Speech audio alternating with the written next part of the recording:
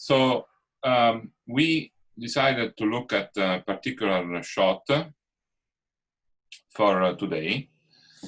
So this shot is 96648. 48. So here you enter the shot number, and then the times. You of course have to know which time window you want to analyze. So this one goes from 54 seconds until probably 56, if I remember well. Yeah, 56. Notice that the time is given in milliseconds. So you have to really write 55,000. So you don't have to write all this actually, because what you can do is you can specify a range. So you can say here a range. So you say 54,000, 56,000, and then a step of 500, and you use the right bracket. Then click enter. Okay, so these are only few, so we can make it more. A range 54,000, 56,000. Just 100. Okay, so you get that time window with a time step of 100 milliseconds. Okay, now you have to read the equilibrium for all these time slices. So what we do is here we can select read the equilibrium from processed data, which means from PPFs for jet using UDA. So you do that. And then you can select which source of diagnostic data, so DDA, you want to use. So the standard would be, for example, the chain 1 magnetics only, but nowadays they produce, JET produces already the in chain 1 magnetics plus pressure, so pressure constrained equilibrium, directly intershot. So you can just select magnetics plus pressure equilibrium. There is the possibility to set PPF user ID. For example, if you want to have the equilibrium from a specific user that you know that has reconstructed the equilibrium in a much more accurate way, you can specify here the sequence number and the user ID for that equilibrium. If you don't do that, which is what we're going to do, then it will just fetch the magnetics plus pressure equilibrium from the chain 1, from the intershot data generated. Okay, then I press generate equilibrium, and what we'll do is we'll go to the PPFs and we'll fetch the data and generate a bunch of EquDist files or G files for each of the time slice. And you will see here in this screen what is happening. So generate equilibrium.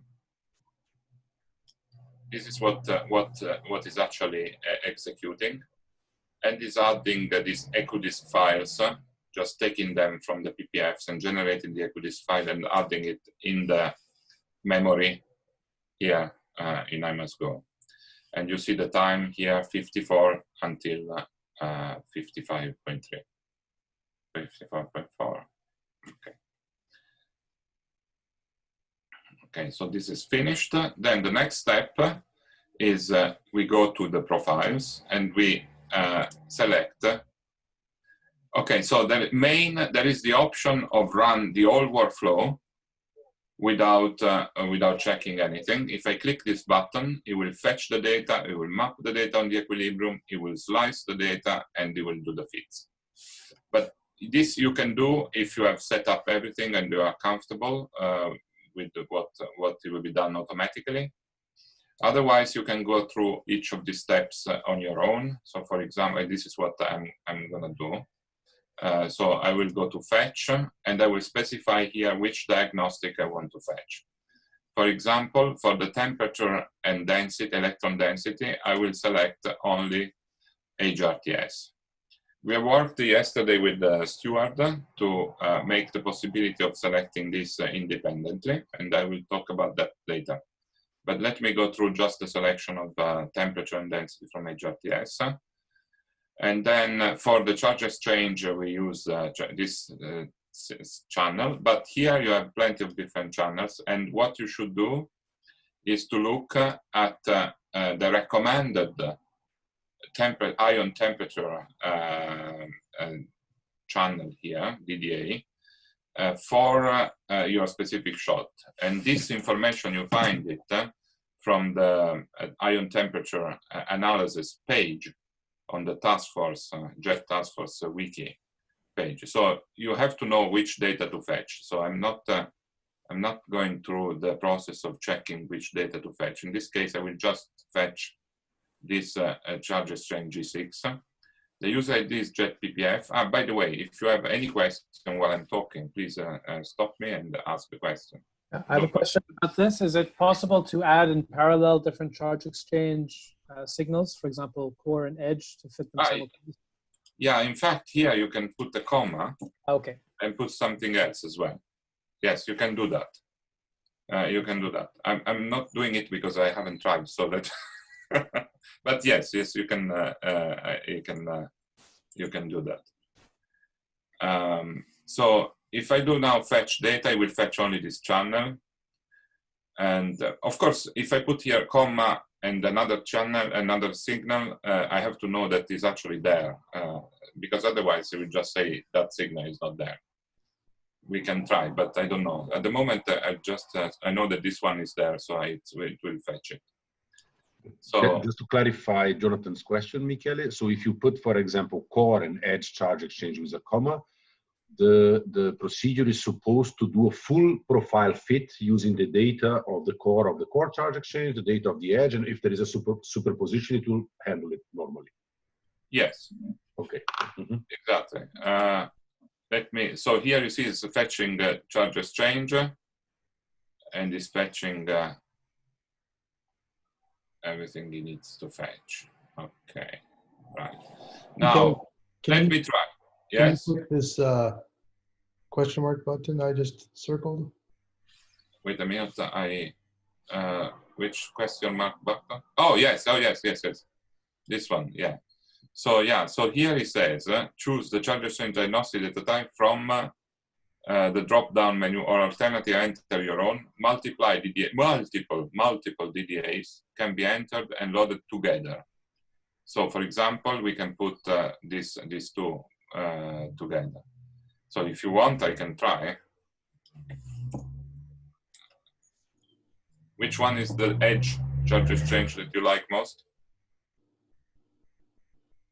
Ernesto or Jonathan? I forgot. Jonathan, do you remember? Maybe if you open the drop-down menu, you can try to recognize it. Not really. CXSC? CXSC. Okay, we can try. CXSC. Click. Fetch and map the data. So now we should try to use, if CXSC is not there, it will tell us. Fetching appears, does not exist yet, it says. The CXSC, we will see. Okay, so we have fetched the data.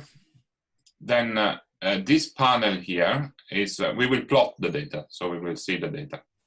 This panel here is if you want to filter the data. For example, if you have, you want to remove elms, or you want to remove sawteeth, and so on, then you can do it here with this filtering panel.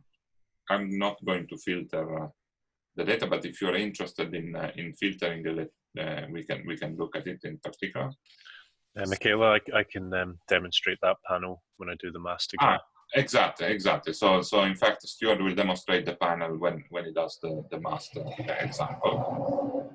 So then you go to slice. Now, when you slice, you have to create. Now, of course, the data that you fetched are not on the same time base. That's the problem. So we have to create some averages of the data to make sure that we can slice them at the right time requested by your times there. So the system does a check and finds, for example, that a good averaging time for the data is this 46 milliseconds to guarantee that there are at least a few data points for T and E in the right range. So I put 46 here, and I say slice data. It's possible to interpolate where data is missing, but I will not do it to keep it simple. So there are various functionality that you can invoke. Okay, so now it's slicing at the different. I think that this is a shot that George is analyzing. That's right. I'm afraid that this is an ohmic shot. So that's why it doesn't have ion temperature. Exactly. Ah, okay. So we we cannot demonstrate the ion temperature on the ohmic shot because, of course, you need a NBI to measure the ion temperature. Okay. So right. So now I can show the Thomson scattering data. We have sliced the data at the right times. So plot Thomson scattering data. So you said it's an ohmic shot, meaning that it doesn't even have ICRH, you know? Yes. Okay, so we are demonstrating an ohmic shot. So this is the the electron density. Yeah. So these are the points from the Thomson scattering. This dotted dashed line is the separatrix according to the equilibrium that we have fetched, and this is the density that profiles that you get at the various times. And the electron temperature, the same. You see how nicely the separatrix falls in the right position. So, okay, so this is something that we worked on yesterday with Stuart on the LiDAR points. Because in the implementation as it is now, when you fetch the data, even if you select only Thomson scattering data, you still get this LiDAR data. So, so we have removed this LiDAR data yesterday. Stuart, do we want to launch your project to show that this LiDAR data go away? If you haven't already started from the project, I think it's probably not worth going through that again. The fix that we've done to sort this out on the fetching stage should be pushed to a new branch today or tomorrow. Yeah. In the meantime, what you can do to deselect the LiDAR channels is using the select panel in the subsystem. So, oh yes, I see what you mean. Yes, so we go here, we go to, we close this panel here, and we go to,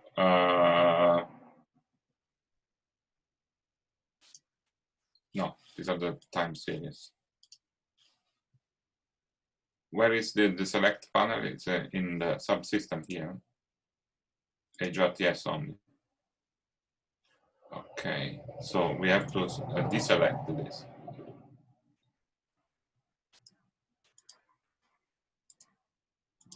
And deselect this. Okay. And then now, okay, so what you see here in gray are the points that we have deselected. And the rest of the points are the Thomson scattering points. So in gray are the LiDAR channels. By deselecting them, we will not use them for the fit. Okay. Right. So these are the data, the experimental data. So what we do now is we go to the fit panel. We use the coordinate rho. The range here is between 0 and 1.2, or you can do between 0 and 1. The resolution of the fit. So you have a so you can fit. You have a series of options in fitting methods. So it's up to you. I mean, the fitting procedure is in itself something that one has to spend a lot of time on. So it's up to you to decide which fitting method you want to use. The standard one is this radial basis functions. So you can try to use this fitting procedure on the density and on the temperature. We can fit and plot. So this will fit the density at each time. Yeah, okay. So as you can see,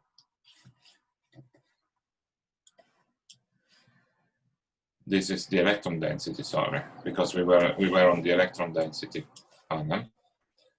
And what you do is you press the arrow here, you should be able to see the other times.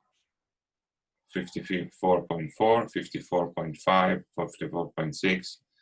So you can judge if you like the fit, in the sense that, for example, because we are missing data in the core, this is automatically going down. You might want to change that. So for example, we can try now to fit with a different fitting, scale length, for example.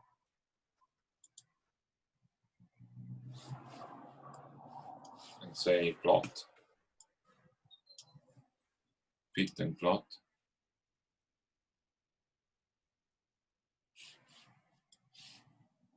You see it's calculating.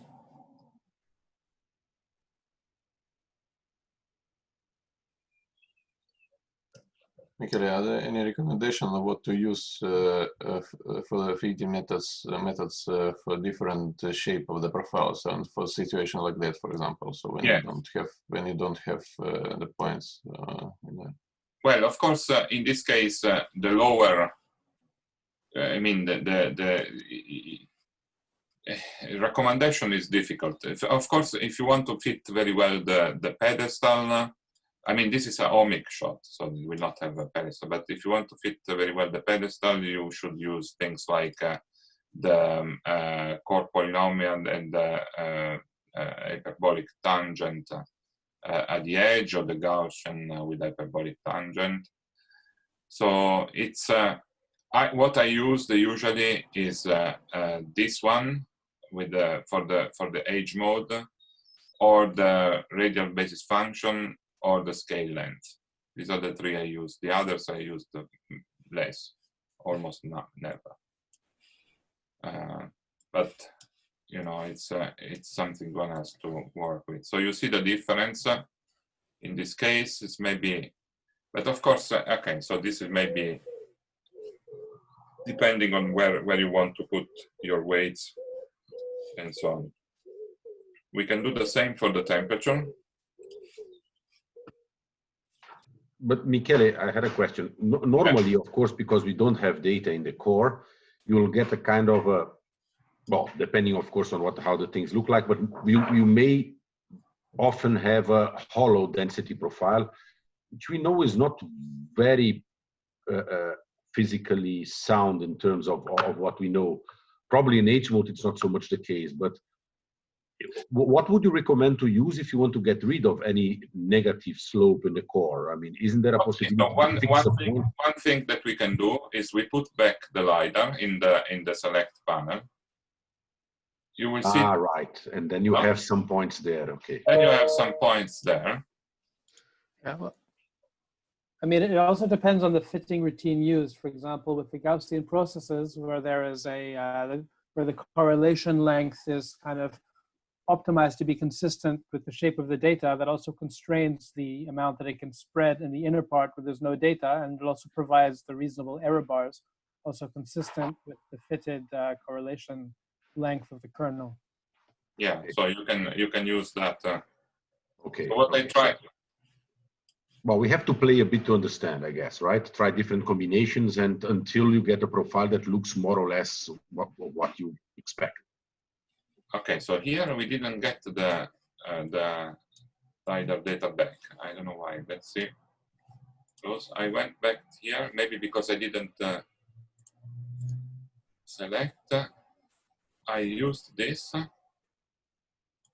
and also low field side, I use that. So plot slice data. Okay, so now here we have both LiDAR and Thomson scattering data. So why, if I do fit now, it should use those data as well.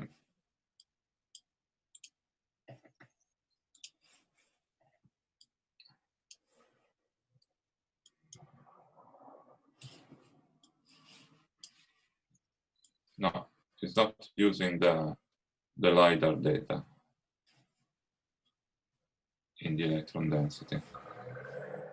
Stuart, any idea why it's not using the LiDAR data? I put them back in the select.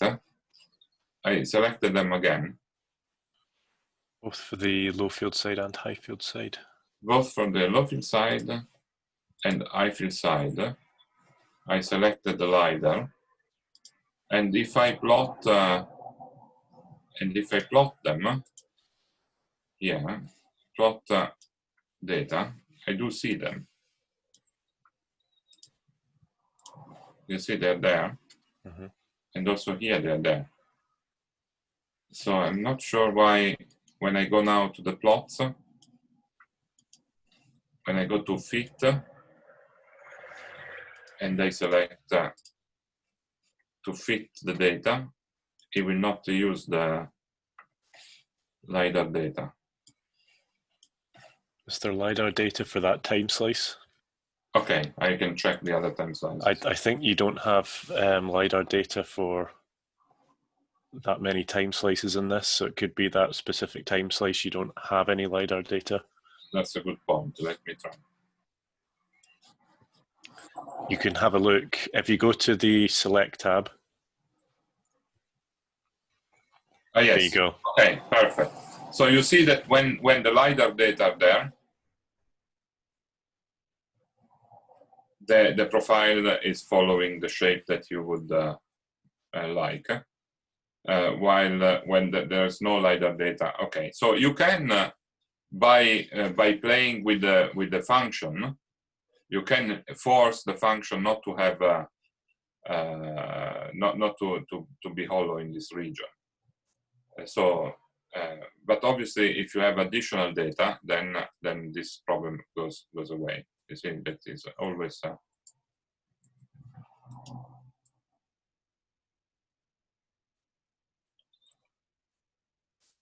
Okay, here, for example, you see we have the LiDAR data, and they're there. Okay, here we don't have LiDAR data, and it's going down. So you can force it and I think, Stuart, maybe you will show a little bit how to set up the weights and everything. Yeah, just a general comment when setting this kind of thing up, what to look for. So clearly the correlation lengths of the fits, I guess that's in the radial basis function, number of nodes or something, is too short from what is, possible from the error bars and the spread of the data. Maybe it's nice to see how that changes, for example, if reducing the number of bases or something like that. Okay, so for example, here the space-time correlation ratio is 10. You're saying it's too short, huh? Well, I mean, it's clear that it's very unlikely that there is so much structure in the data just from looking at the error bars. And if when doing this kind of work for example, setting up profiles for then feeding it to jargon-analytic analysis, then it's so I increase that. Gradients will be much too sharp.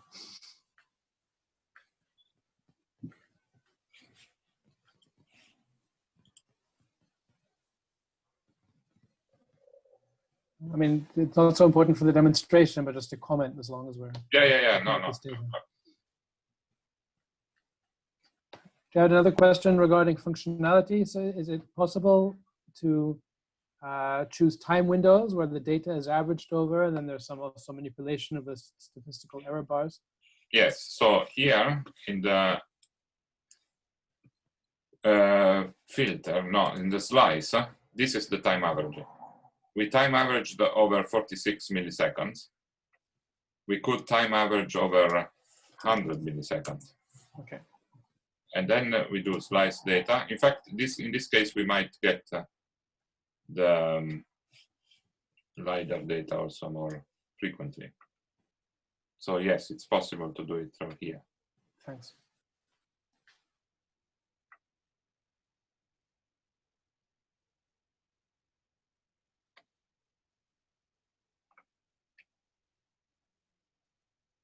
Okay, so now we have all the data in.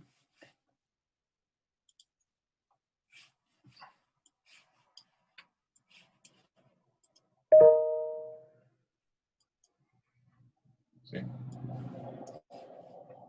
Now, if you go to the fit,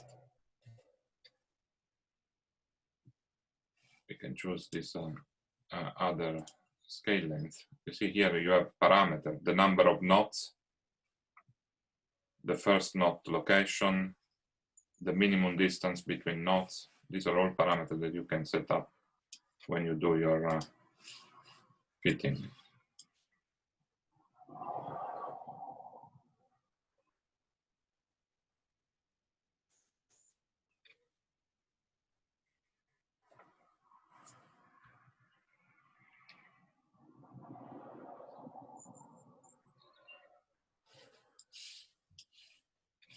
Okay.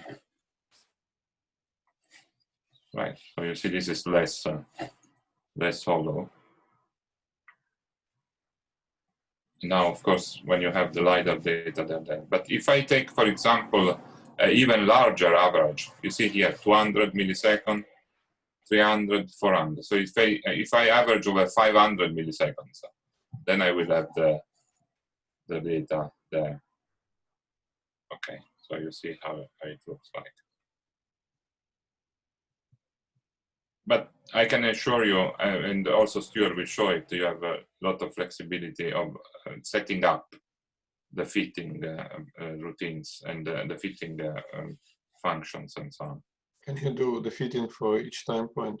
And you can do also the fitting for each time point. At the moment, I'm using here fit times bracket, but I could put here a number, a time, and it will do the fit only for that time with a specific function that I want to use. Now I do the fit for the temperature because we need that as well. Can you append this? Once you fit, yes, it will fit for the single time slice, but it will add it to the list of fitted profiles. Okay. Yeah, again. So in this case, the use of LiDAR is maybe recommended because it will fix you the problem of the data missing in the center. Oh, this is interesting. This shows a hollow profile even with LiDAR. So I don't know. You have to always be careful with the experimental data. What you see, this one has LiDAR point and the profile is hollow. Okay, so my demonstration is not about the physics of the experiment. Maybe George knows better.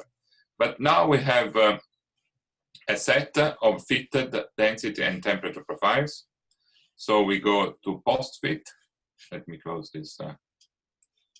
Now that you spend the right time on this, what we have to do is to calculate derived quantities. This will put all these profiles in the right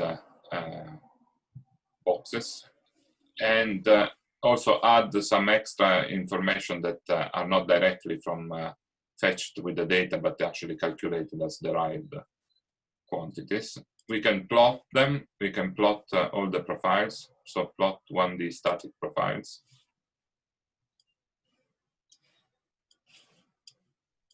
So normally in a shot which is not an ohmic shot, you would have also the temp. There are many more. It seems I can't move it. Okay. It's okay.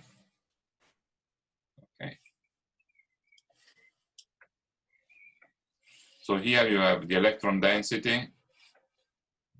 You see the point and the profiles, and also the electron temperature, the point and the profiles for all the values that you have that we have selected. So electron density, electron temperature. Now the next step would be normally to generate the NBI information and the ICRH information. However, since this is a omic shot, there will be no NBI, no ICRH. So I can just unclick these two, and it will basically do nothing. Okay, but if I click this one, it will. If you click include NBI heating, it will fetch all the information regarding the NBI setting and the NBI power, but also all the geometry of the NBI, etc., or the launchers, pinies, etc. And if I select include ICRF heating, it will do the same for the ICRH antenna, etc.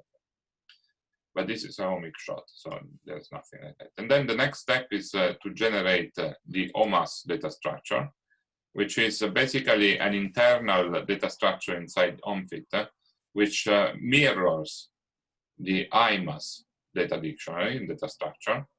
So we create a mirror here. It creates the profile and equilibrium. It says that there was no beams, no IC, no ion cyclotron, and no ECH. And then the final step is to write the data in IMAS, save ODS to IMAS. Now we can select where we want to write them. If you select WPCD, it will write the data on the gateway. There's other things here. You can select to write the data on the ITER HPC, on the JET computers, on the MAS computers, on the NFRI computers. But what we do today is we write them on the gateway. Then, of course, you have the shot number. You can select a run number and machine. And when you click on save, it will open a connection. Because we are on AIMDAL, it will open a connection to the gateway, do SSH to the gateway. And we start to write the profiles that we have generated.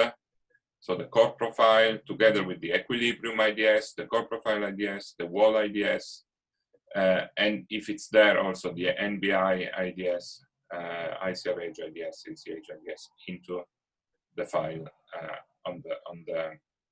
in your database on the gateway.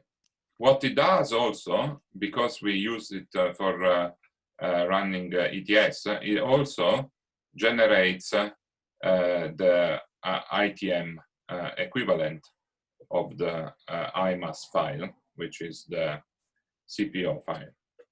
So at this point, if you go to the gateway, you can find in my database an entry for JET 96648 run 1000. And this is where I've saved all this data.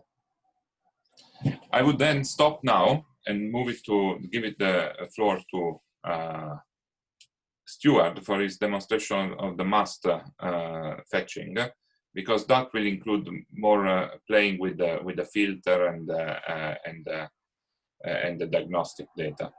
Maybe we can get other questions at the end.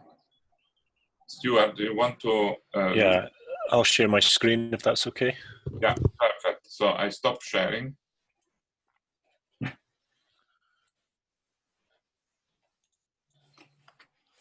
Okay, can we all see? I think that is a yes. Yes. Okay, so I mean, Michaela's gone over the majority of the features. There were just a few extra points that I wanted to highlight. I'm picking a MAS shot because I'm in charge of the MAS codes. So it made more sense for me to go through this, but also it demonstrates all these tools on a different tokamak other than JET. In the first case, so I've picked a shot which goes into H mode and starts off in L mode. I've only picked 2 time slices just to keep the demonstration simple. Basically, the Equidisc files will be mapped on to these 2 time points, so 150 milliseconds and 285. MAST is similar to JET in that we have our process data, which can come through UDA. So this is UDA or PPF because this is set up for MAST or JET. So if we click Generate Equilibrium, again, you can see in the console panel that it's generated these two equilibrium files. We can also quickly assess these by going into the tree menu under EFIT++. And if we go down into the outputs and then G-EquiDisk, you can see that these two EquiDisk files exist here. And if we double click them, we can see just a summary plot of the data that we have for the equilibrium. Just to demonstrate the capability of this tool, we can also run EFIT++. So to do that, you select Generate G-EquiDisk file from EFIT++. Now, I wouldn't necessarily recommend this, running this by yourself. I think if you want to rerun EFIT++, then you should chat to the ROs for the diagnostic, but just to demonstrate it working.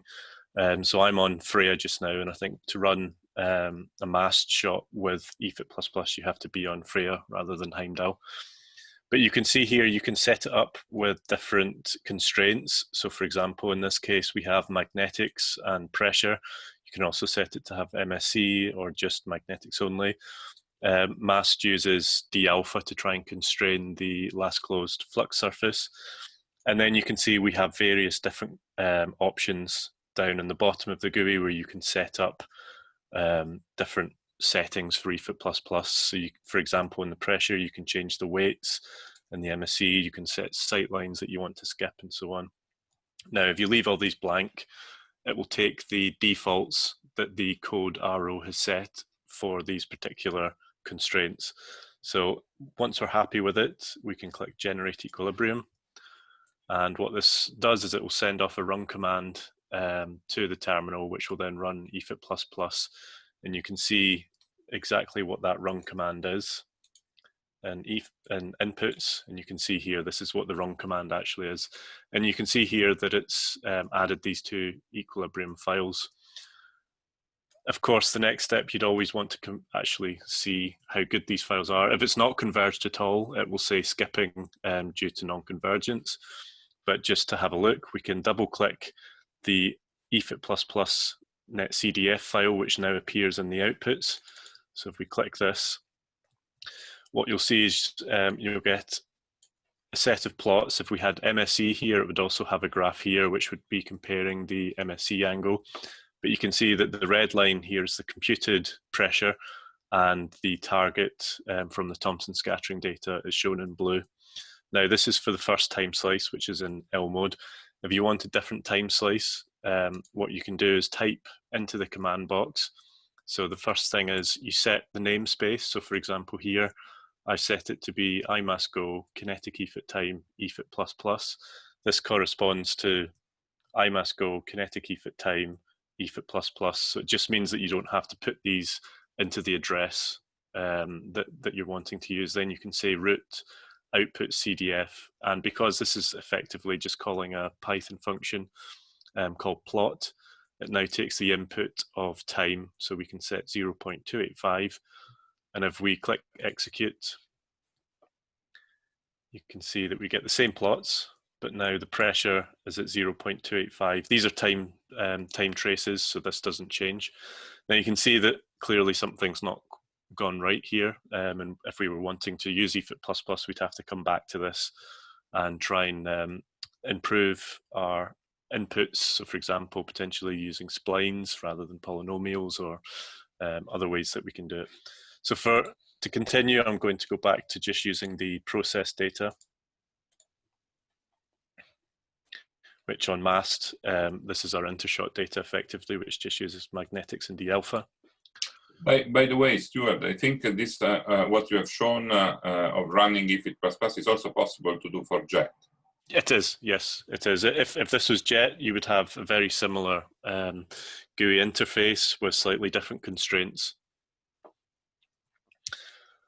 So, okay, now we have the two EquiDisk files, very similar to what Michaela's just shown. We would fetch the data. So now we have slightly different options. We have Thomson scattering, we have charge exchange. MAST has two beams, so you can select which beam you want to use for the charge exchange measurement, and it gives you a little indication about when these beams are active. So if we click Fetch and Map Data, you can see what it's doing here.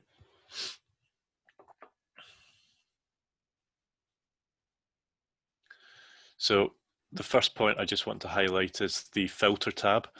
So effectively all this Filter tab needs is a trace which has elms. So this is our D alpha trace. So if we click Find and Plot Elm Events, you can see here the top panel is the first one that I would look at. So you can see in red where it's picked out the elms. Now if we zoom in, and of course this is masked, so we don't have too many elms in this pulse. You can see here in red, okay, it's said this is where the elm is, and the green is the time points that it's going to be allowed to use. Now you can change this interval by looking at these at these points here. So the accepted phase is 0 to 1 in this case. Now 0 corresponds to the first time point after the elm has occurred, and 1 corresponds to the first time point before the next elm. So we could change this to just look at the last 30% of the data, so 0.7 to 1. Now if we click Find and Plot Elm Events again, you can see that this green data has now reduced. So if we zoom in again, you can see now it would only use data in these green points here. Similarly, if you actually want to look at data during the elm, we can set this to be -1 to 0. So -1 just corresponds to the start of the elm, and 0 corresponds to the end of the elm. So just to demonstrate this, so you can see here, now we only use data which is actually during the elm. And you can do a similar analysis on the sawteeth. So again, all you need is the signal to put in. So I'm going to put this back to 0 to 1. And of course, you can also set what it considers to be an elm free, so elm mode, for example. So you can see here, for example, it's just picked out all of this in green because it's elm mode. So once you're happy with the filtering that you want to apply, you can then click Reassign. It's saying reassign because when you clicked Fetch, it automatically runs this elm filtering with the default settings. So because we've changed it, it's now saying reassign. And then this quickly runs. So then onto the slice. As Michaela showed, you can set the averaging time window. So I'm going to keep this at 10 milliseconds for MAST.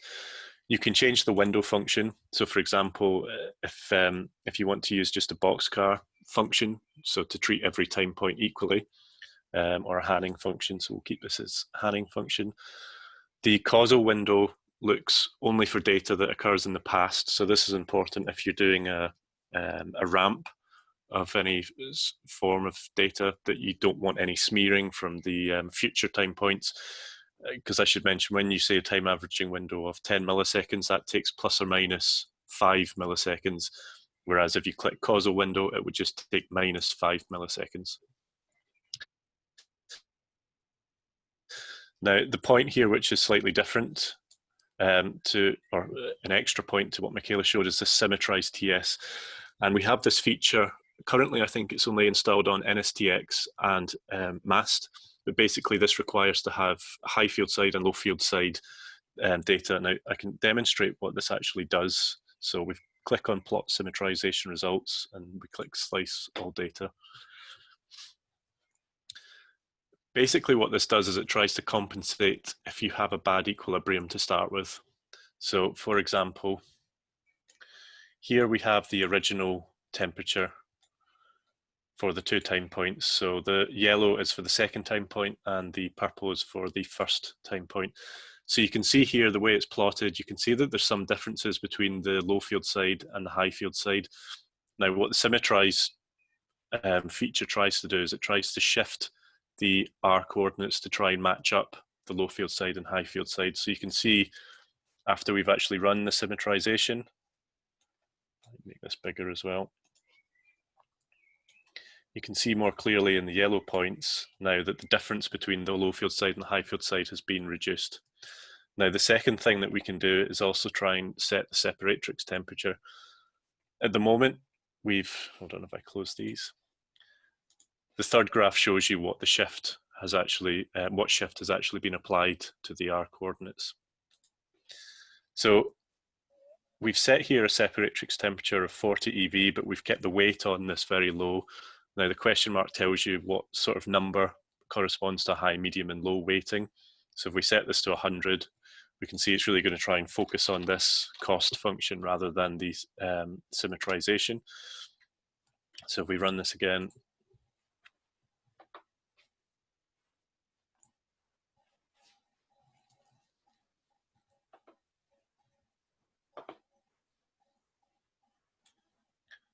so now if we zoom in on the separatrix, you can see that it's tried to push these to 40 eV. It's not quite worked here because clearly there's been some issues with also trying to incorporate the cost function for the symmetrization. Now, in some cases, you may find that the high field side data at the separatrix is rather poor, so you can just tell it to use the low field side only for the separatrix temperature constraint. And what I mean by that is you may have a point out in the scrape-off layer which is very high that it tries to minimize to. So once we're happy with that, we can switch off that. We can then go to the select, and I think Michaela demonstrated how to switch off points if you don't want to include them. I think it's important to note that when you switch off a channel, it switches it off for all time points, not just for one time point. And I think the justification for that is if you're switching off a point, it's because one of those channels is clearly broken and therefore there's no real good physics reason why it should not be broken in one time point compared to another. So in the fitting, the first thing we can do is start off with running a core polynomial and edge exponential M tan H blend. So if we click fit and plot 1D,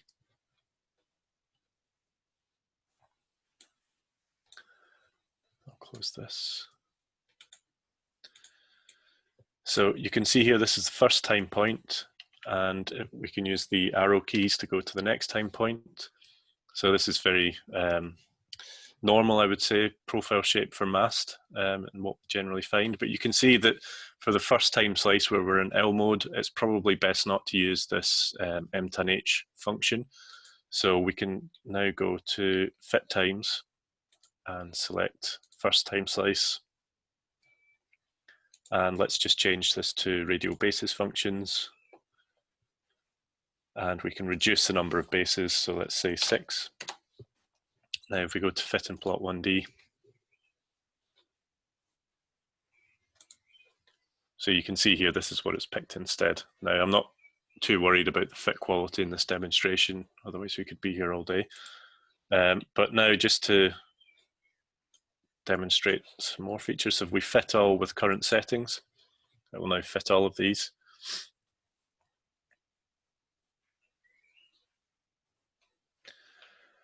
And then go to post fit.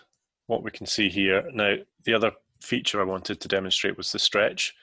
So this is, as an example on JET, before we had the new EFTP, it was very common to shift the last closed flux surface to match the 100 eV point, where you can do a similar thing here. So on MAST, we set this at 40 eV. Now if we click, and we're applying this to NE, so you can apply it to other diagnostics as well, but we're just going to focus on the Thomson scattering. So if we test the stretch, this is what it's actually done.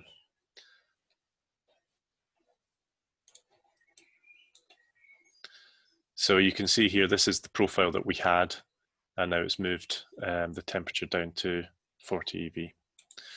So then the rest, once we're happy with it, all of that, we can calculate the derived properties, and then on MAST it's the same, where you can generate the machine description and then export and save to IMAS.